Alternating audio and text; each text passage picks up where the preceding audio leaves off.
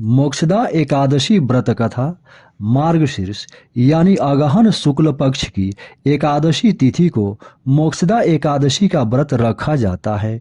यह एकादशी व्रत भगवान विष्णु तथा माता लक्ष्मी को समर्पित है। अब आइए सुनते हैं मोक्षदा एकादशी व्रत कथा। श्री अर्जुन बोले, हे भगवान, आप तीनों लोकों के स्वामी हैं, सबको सुख देने वाले हैं और जगत के पिता हैं, इसलिए मैं आपको नमस्कार करता हूँ। हे देव, आप सबके हितैषी हैं, कृपा कर मेरे एक संशय को दूर कीजिए।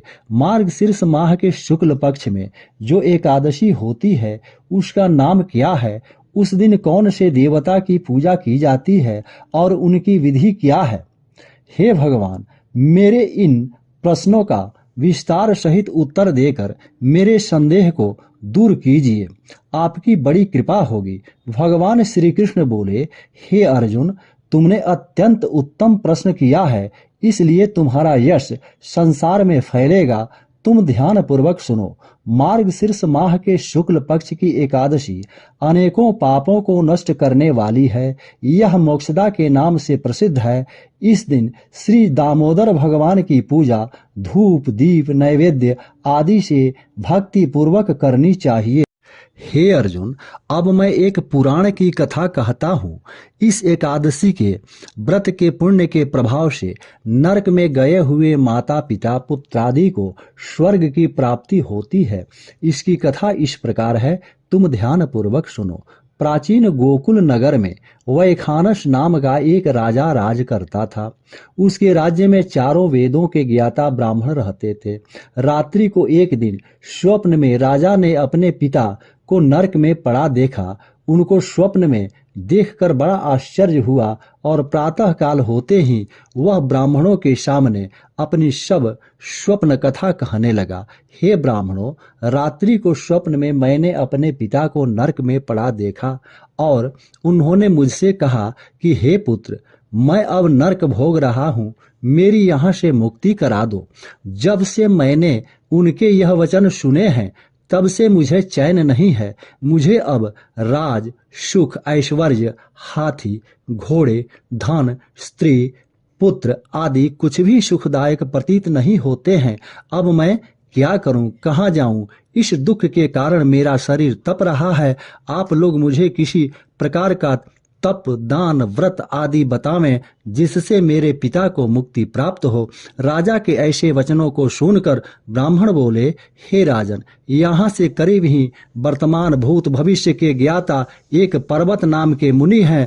आप यह सब बातें उनसे जाकर पूछ लीजिए, वे आपको इसकी विधि बता देंगे। राजा ऐसा सुनकर मुनि के आश्रम पर गए। उस आश्रम में अनेकों शांत चित्त योगी और मुनि तपस्या कर रहे थे।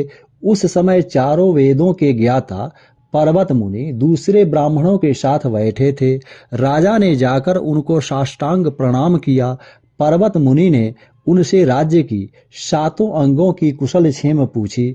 तब राजा बोले, हे देवर्षि, आपकी कृपा से मेरे राज्य में सब कुशल है, परंतु अकस्मात एक विघ्न आ गया है जिससे मुझे अशांति हो रही है। अब आप कृपा करके मेरे इस संशय को दूर कीजिए।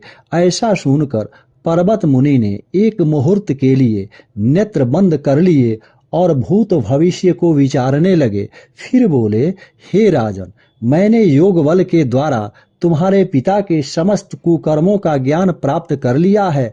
उन्होंने पूर्व जन्म में कामातुर होकर सौत के कहने पर अपनी दूसरी रानी को ऋतु दान मांगने पर भी नहीं दिया। उसी पाप कर्म के फल से तुम्हारा पिता नरक में गया है। तब राजा बोले कि हे भगवान, मेरे पिताजी के उद्धार के हेतु आप कोई उपाय बतावें।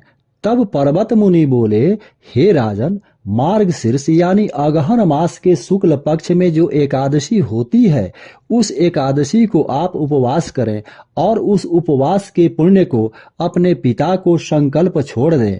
उस एकादशी के पुण्य के प्रभाव से अवश्य ही आपके पिता की मुक्ति होगी। मुनि के वचनों को सुनकर राजा अपने राज्य को आए और कुटुंब सहित मोक्षदा एकादशी उपवास किए।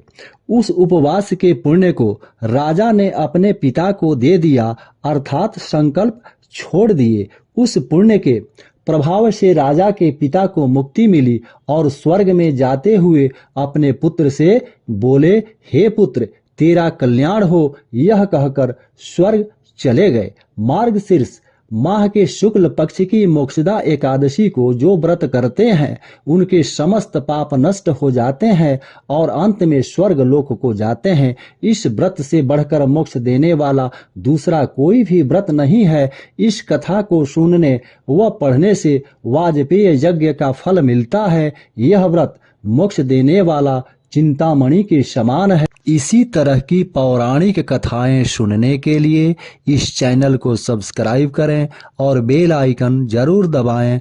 राधे राधे।